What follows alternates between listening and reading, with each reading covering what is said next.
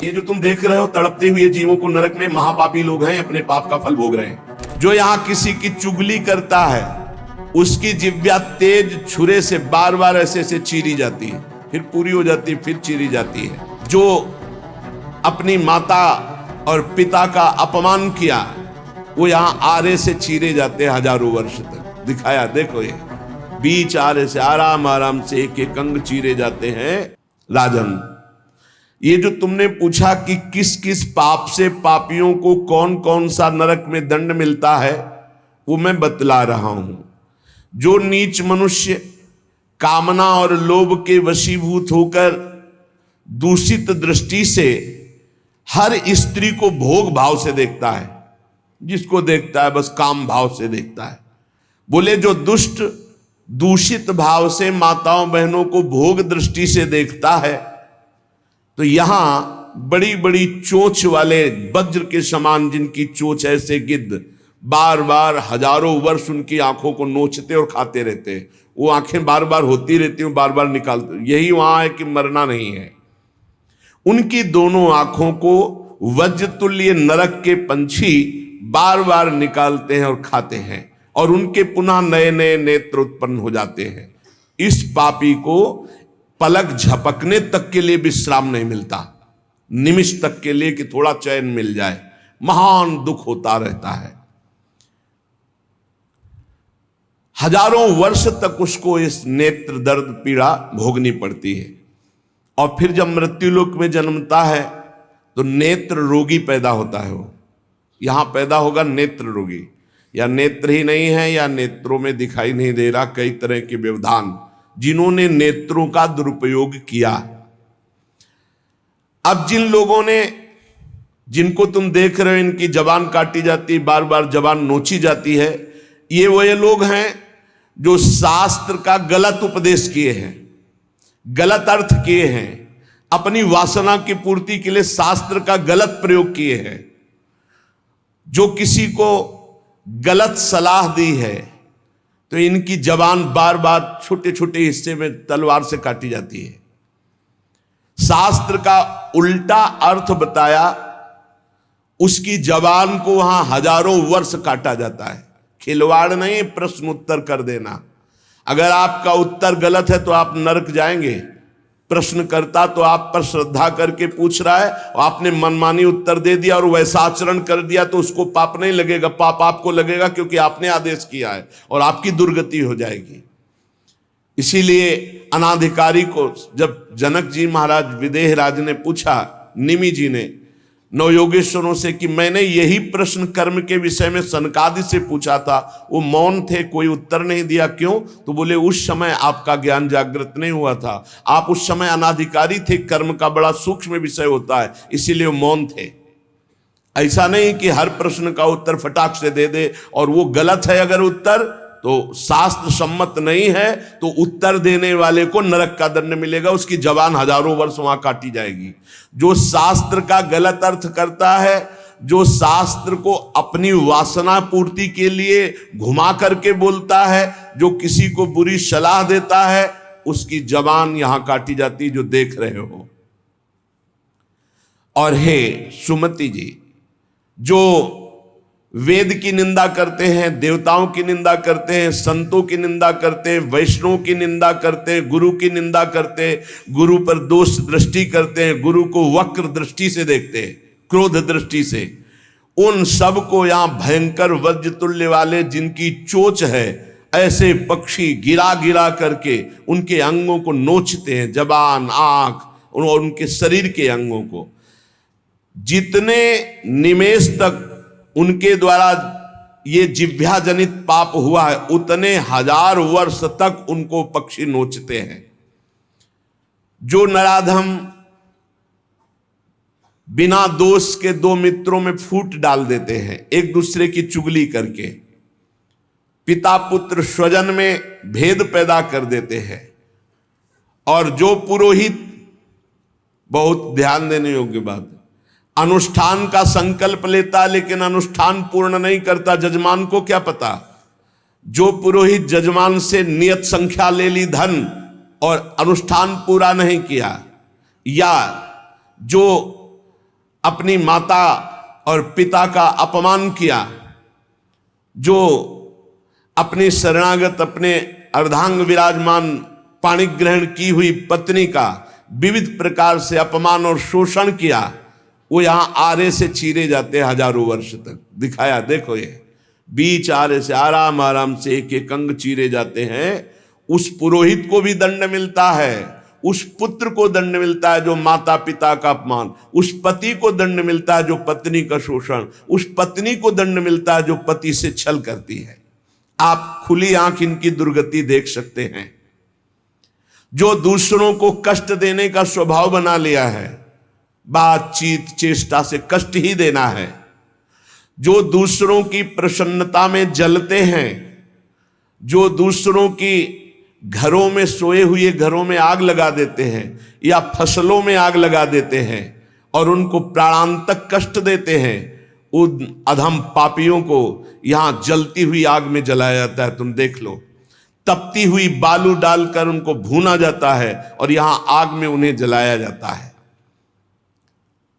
जो एक जगह निमंत्रण मिला, फिर दूसरी जगह निमंत्रण मिला, तो पहले निमंत्रण वाले को छोड़ करके दूसरे के यहां निमंत्रण पाकर फिर पहले वाले के यहां निमंत्रण पाने गया। ऐसा नहीं है, ये नरक का कारण बन जाएगा। एक जगह निमंत्रण है, वहां गए, अगर हम भूखे हैं तो भूखे, नहीं मिला तो नहीं मिला, अब दूसरे दिन देखा जाएगा। 2 3 4 निमंत्रण, ऐसा नहीं। जो ब्रह्मर्षि किसी देव कार्य के लिए, पितृ कार्य के लिए यजमान के द्वारा निमंत्रित किया गया और वो दूसरी जगह भोजन कर लिया, दूसरे निमंत्रण को स्वीकार करके फिर उसके यहां भोजन करने गया, तो उसको यहां नरक में 2 टुकड़े करने वाला दंड मिलता। बार बार उसके 2 टुकड़े, ये बार बार बहुत जगह भंडारा, बहुत जगह निमंत्रण, ये ऐसा नहीं है। सिद्धांत है, तुम भूखे हो तो एक जगह चले जाओ और अपना पेट भरो, भजन करो। ये नहीं कि 5 जगह चले गए तो खूब दक्षिणा 5 जगह की मिली तो सुन लो। ये तस्मा शास्त्रम प्रमाणम, ये शास्त्र है, मनमानी नहीं। पहले ऐसा कभी ब्रह्म ऋषि जन नहीं करते थे। 5 घरों में भिक्षा मांग लो या निमंत्रण है तो एक जगह जाके पेट भर लो जो रूखा सूखा मिले। ये 14 जगह भंडारा, 14 जगह निमंत्रण, तो उसकी व्यवस्था है। ये नरकगामी बना देगा, बुद्धि भ्रष्ट हो जाएगी। जो सदैव कड़वी बातें बोलकर लोगों के दिल पर चोट पहुंचाते रहते हैं। कुछ लोगों का ऐसा स्वभाव होता है, जब बोलेंगे तो हृदय की पीड़ा प्रकट हो ही जाए, ऐसा उनका है। ऐसे हैं वो, ऐसे बोलते हैं कि अत्यंत पीड़ा दे। ऐसा करने वालों को यहां के पक्षी टूट पड़ते नरक में लाते हैं, नोच नोच करके उनको खाते हैं। जो यहां किसी की चुगली करता है, उसकी जिह्वा तेज छुरे से बार बार ऐसे ऐसे चीरी जाती है, फिर पूरी हो जाती है, फिर चीरी जाती है। जिन्होंने उद्दंडतावश अपने पूज्य जनों का अनादर किया, उनको मारा पीटा, गुरुजनों को, अपने गुरु को, माता को, पिता को, बाबा को, पितामह को, ये पूज्य जन है, ये गुरु के समान पूज्य है।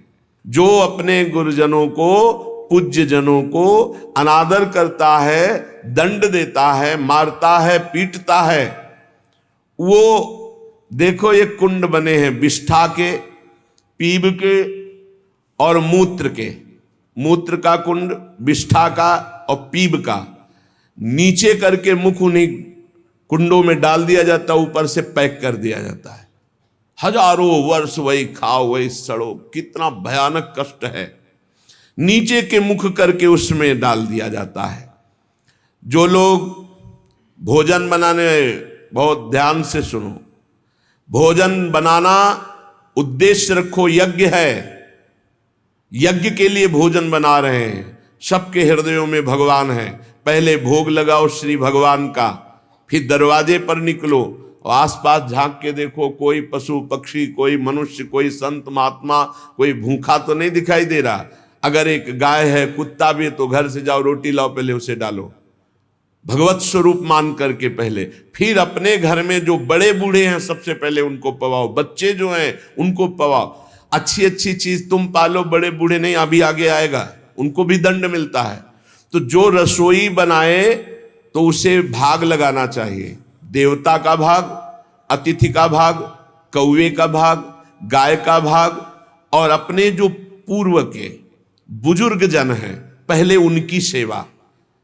अच्छा, जो भी रसोई बने, भगवान का भोग लगाया, दरवाजे तक गए, अतिथि को देखा, एक गौ के लिए ग्रास निकाला, एक कौवा पक्षी आदि के, जरूर जरूर ये नहीं निकालोगे तो पाप है। गीता जी में कहा जो अपने लिए पका के पाता है वो पाप पाता है। तो जो अभ्यागत अपने बुजुर्ग और अतिथि, अब कोई साधु महात्मा आया, माना कोई भी हो, वो दरवाजे में पुकारा, राधे श्याम, आप छुप नहीं सकते, आपको निकलना पड़ेगा। हाँ राधे राधे, क्या चाहिए, क्या सेवा करूं आपकी? आप जल पिएंगे, आप भोजन पाएंगे? नहीं मुझे पैसा चाहिए। वो नहीं दे सकता, खत्म खेल, आपका आदर हो गया। आप मृदु वचन में इतना तो बोल सकते हैं, राधे श्याम, आप इतना बोल सकते हैं, आप जल पिएंगे, आप रोटी पाएंगे, भोजन प्रसाद पाएंगे। नहीं मुझे रुपया चाहिए, नहीं मेरी श्रद्धा नहीं, मैं नहीं दे सकता, सामर्थ्य नहीं है, श्रद्धा नहीं है, कुछ भी आप कह दो उस पर चलेगा, पर आपको निकलना चाहिए। यदि आप छुपे रहे हो, आपके कान में आवाज आई, आपके दरवाजे से भिक्षुक वापस जा रहा, तो आपके सुकृत नष्ट हो जाएंगे और आपको पाप लगेगा। ये धर्म है, अतिथि देवो भव। देना ना देना वो आपके ऊपर की बात है, लेकिन मृदुवचन, जल और भोजन, ये तीन तो प्राय सब, नहीं कुछ है एक फल दे दे। अगर वो कहता है मुझे भूख लगी है, तो आप वहीं गेट के बाहर बैठिए, परिचय नहीं है इसलिए, घर में जो सदस्य पुरुष वर्ग का, उससे 2 रोटी भेज दीजिए। जो दुष्ट आए हुए अतिथि का अपमान कर देता है, अतिथि देवो भव, बड़ी महिमा ग्रस्त धर्म में अतिथि सेवा, साधु सेवा की, उसे यहां पीब चाट चाट के पवाई जाती है नरक में, उनका बुरा हाल होता है। बहुत सावधानी, इसीलिए धर्मात्मा पुरुष एक एक कार्य को बहुत धर्मपूर्वक, जो यहां दूसरे के भाग का अपहरण कर लेते हैं, पंगत में एक ही भोजन चलना चाहिए, ऐसा नहीं छुपा होना चाहिए कि 10 लोगों को और 10 लोगों को और।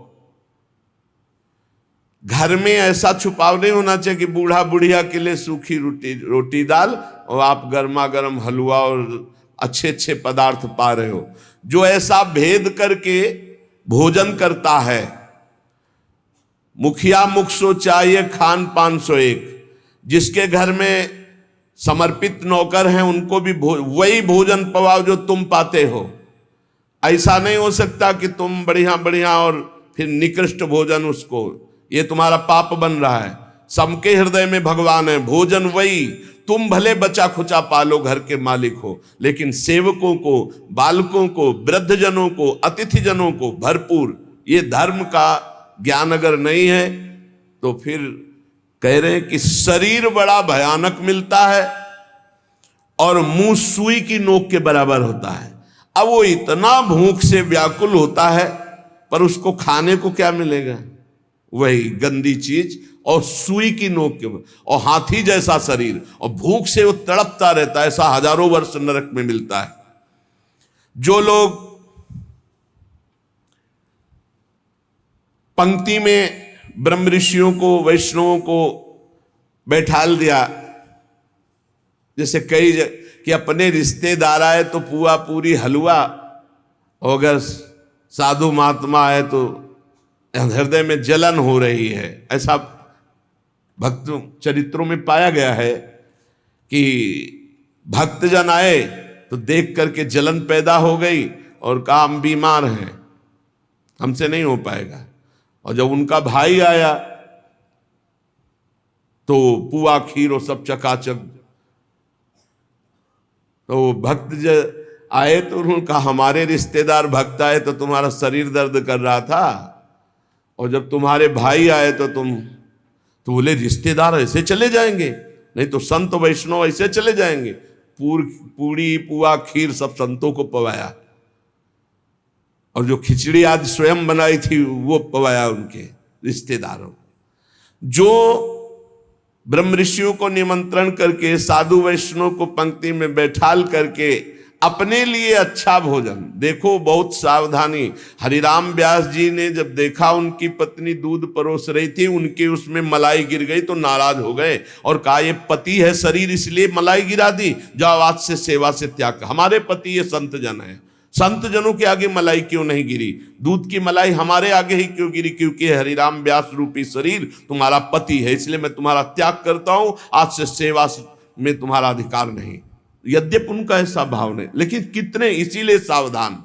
अब अपने घर वालों के लिए अच्छे अच्छे लिए और संत महात्मा वैष्णव अतिथि के, तो बोले उसे दंड मिलता है, नरक में ला करके उसे विविध प्रकार से सताया जाता है। जब कोई अर्थार्थी शरणागत तुम्हारी शरण में आ जाए और तुम उसके साथ धोखा करो तो यहां भी दंड मिलेगा और वहां भी दंड मिलेगा। एक पूज्य भाई जी से हनुमान प्रसाद पोद्दार जी ने घटना लिखी कि मैं नाम खोल करके नहीं कहूंगा क्योंकि उनके पारिवारिक जनों को दुख होगा। मेरे परिचय के थे भाई जी महाराज के, मेरे परिचय के थे, गांव भी लिखा है, गांव का नाम भी लिखा है कि वो मेरे परिचय के थे और दो भाई थे। उनमें से किसानी का कार्य होता था। किसानी के बहुत पुरानी घटना नहीं है, भाई जी महाराज कह रहे कुछ वर्ष की है, यह अक्षरशः सत्य है। ये कोई हम कथा नहीं कह रहे, हम जानबूझ करके पता नहीं दे रहे। मुझे जिला गांव सब पता है। वो कृषि कार्य करते थे, गृहस्थी का कार्य किसानी से पूरा होता था। उनके पास एक बैलों की जोड़ी बहुत सुंदर थी और एक बैल, दो भाई थे। एक दिन संध्या काल के समय जो व्यापारी थे बैलों के, उनको पता चला गांव में दो किसानों के पास बहुत सुंदर दो जोड़ी बैल हैं, एक जोड़ी से उनका काम चल सकता है, आप प्रयास करेंगे तो एक जोड़ी बेच देंगे। अर्थ है आपकी शरण में आया है तो आपको अपने प्राणों की बलि चाहे देनी पड़े, उसकी हानि नहीं होनी चाहिए, शरणागत की हानि नहीं होनी चाहिए। अगर हानि हो गई तो नारकी गति मिलेगी और यहां भी दंड मिलेगा तत्काल। ये महत पाप है, शरणागत का त्याग महत पाप है। अब वो दो व्यापारी थे, अब वो कई बैल खरीदना बेचना उनका काम था। वहां आए और उस समय 12,000 रुपए की जोड़ी तय की। उनको बहुत अर्थ लगा, 12,000 रुपए मिल रहे, दो से काम चला लेंगे, फिर गौएं हैं बछड़े हो जाएंगे, फिर काम चले। 12,000 रुपए ये देंगे और ये व्यापारी हैं, उनके पास थैला भी था तो और भी रुपए होंगे। संध्या का समय था, व्यापारी ने कहा कल सुबह हम बैल लेकर चले जाएंगे, आज रात हम तुम्हारे यहां सो जाएं। रात्रि हो रही,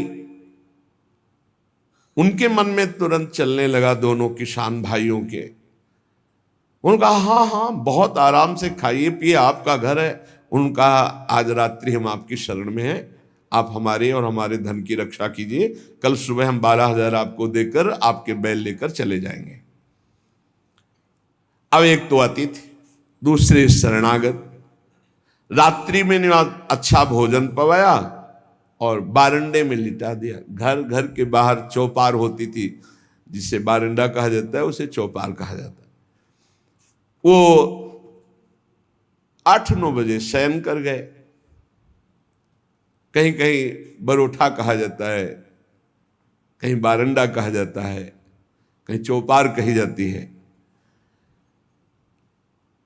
अब दोनों ने अपनी पत्नी से विचार किया कि अगर इन दोनों को मार दिया जाए तो बैल भी नहीं जाएंगे, 12,000 तो मिलेंगे भी, और भी व्यापारी है, पैसा इसके पास है, बहुत आनंद रहेगा।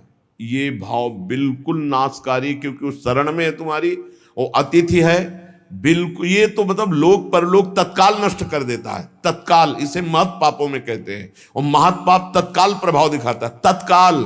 वो ऐसा नहीं कि नरक जाओगे वो बाद की बात, तत्काल तुम्हें दंड देगा। ये महत् पाप तत्काल दंड देता है। उनके हृदय में हत्या करने का पूरा विचार बन गया, पाप भरी योजना। पत्नी उनकी सहयोगी हुई, तो पत्नी ने कहा पहले लाश गाड़ने की व्यवस्था तो सोचो, घर में तो गाड़ी नहीं जा सकती। तो उनका, हमारा खेत है बगल में गन्ने का, हम दोनों जा रहे हैं और एक ही गड्ढे में दोनों को दबा देंगे, इनके नाप का गड्ढा खोद के अभी आते हैं हम। वो अति शीघ्र गन्ने के खेत में जाके गन्ना काट के और गड्ढा खोदने लगे। दैव योग से एक पड़ोसी को सोच लगी, भगवान का विधान होता, जाको राखे साइया मार सके न कोई। वो सोचा बगले में गन्ने का खेत है, यहीं निपट लेते। पहले शौचालय तो हुआ नहीं करते थे, गांव के बाहर खेतों में दूर जाना होता था। अब वो गन्ने के खेत में बगले में जाके, अब ये बोले इतने में दो आ जाएंगे। उसको लगा ये रात्रि में क्या प्लान बना रहे हैं। नजदीक गए, वो देखो एक को नीचे कर देंगे, एक को ऊपर कर देंगे। बोले कहीं पाप तो नहीं हो रहा। बोले 20,000 रुपया उसके पास है, तुम पाप की सोच रहे हो। उनको जो सोच गया था, उसकी सोच तो हो गई। उसने सोचा कोई घटना हो रही, तो उनका दोनों को मार करके इसी में गाड़ देंगे, 2 गड्ढे खोदने की जरूरत नहीं। अच्छा 2 हैं, और देखो कोई जानेगा नहीं, बरोठे में ही तो पड़े हैं और सो गए होंगे। फौरन उसने जल से पवित्र हुआ, भागा, उनके घर में गए, पड़ोसी ही था, वहां दोनों को जगाया और कहा ये अभी चलो हमारे साथ। कहाँ तुम्हारा पैसा, पैसा ले लो। अब वो भगवान की प्रेरणा से बचाने के लिए तो उनको संशय भी नहीं हुआ, फौरन अपने झोला लिए जिसमें रुपया रखे थे, और वैसे ही गद्दा बिछा हुआ, वैसे ही रजाई रखी हुई, अपने घर में ले गया और कहा इन दोनों भाइयों ने मारने का प्लान और गड्ढा खोद दिया है, चुप यहीं शांत में। और उनके दोनों के एक एक लड़के थे जो नौटंकी देखने गए थे गांव के। कर्म बड़ा निकृष्ट संकल्प किया था, इसलिए पाप कर्म प्रेरित करके उन लड़कों के मन में है कि हमें नाटक अच्छा नहीं लग रहा, छोटे जगह चलो यार, हमें अच्छा नहीं लग रहा, हमें सोने का मन है। दोनों मस्ती से बातचीत करते हुए आए तो देखा बरोठे में गद्दा बिछा है और रजाई। तो उनका शायद माता पिता ने सोचा हो कि रात्रि में पता नहीं कब ये आएंगे, तो दरवाजा खोलना पड़ेगा, ये यहीं सो जाते हैं। दोनों मुंह ढक करके उसी में सो गए। अब वो दोनों, भगवान का विधान बड़ा विचित्र होता है, दोनों गड्ढा खोद करके आए, अपनी पत्नी से कहा काम हो गया, गड़ासा निकाल, गड़ासा निकाल। बोले तू पैर पकड़, भाई से कहा तू खोपड़ी पकड़। अंधेरे का मामला, कोई बिजली तो गांव में रहती नहीं थी। दोनों पुत्रों को काट दिया और मैं गद्दा और रजाई सहित समेट के गड्ढे में तोप के। अब जब वहां गड्ढे में डालिया तो बोले झोला कहाँ है रुपया का? बोले हमने तो सोचा था सिराने ही होगा। बोले गद्दा रजाई में तो लपेट के नहीं डाले। बोले पक्का नहीं, ऐसा कैसे हो सकता है? बोले रुपया कहाँ है? अब वो तो बड़े चिंतित कि जिसके कारण मारा वो रुपया नहीं। और फिर गए गड्ढा खोदा और जब देखा कि हमारे लाला, हमारे ही पुत्र, और ना तो चिल्ला सकते ना रो सकते, ढूंढा वहां पैसा नहीं, ना वो जिनको मारना था वो थे नहीं, अपने बेटों को मार दिया। सुबह हुआ तो पड़ोसी निकाल के लाया उनको, कहा ए भाई बड़ा सुंदर प्लान बना रहे थे इन दोनों को मारने का, पैसा भी सुरक्षित और ये भी सुरक्षित, अब हम जा रहे हैं सरकार से रिपोर्ट करने। दोनों को जेल हुई, दोनों पुत्र मारे गए, दोनों पत्नी और पति सहित सजा को प्राप्त। अगर शरणागत है, कोई धन लिए हुए है, आपके समीप आया हुआ है और आप थोड़ा भी लालच करके उनका अहित करना चाहते हैं तो शरणागत का अहित सोचना मात्र अहित कर दिया। ये तो यहां दंड मिला, पूरा जीवन बर्बाद हो गया, पूरा जीवन बर्बाद हो गया। पति पत्नी जेल में, लड़का मार डाला, रह क्या गया, सब बर्बाद, और अब नारकी गति भी होगी। तो कह रहे हैं जो आए हुए शरणागत के साथ छल करता है तो यहां थूक, खखार, विष्ठा, इसके कुंड बने हैं, इनमें डाल दिया जाता है। आनंद लो, सोचो, थोड़ी देर भावना करो, गटर में पैक कर दिया जाए, आपको मरना है नहीं। थूक, खखार, लाभ, उसमें ये नारकी गतियां हैं।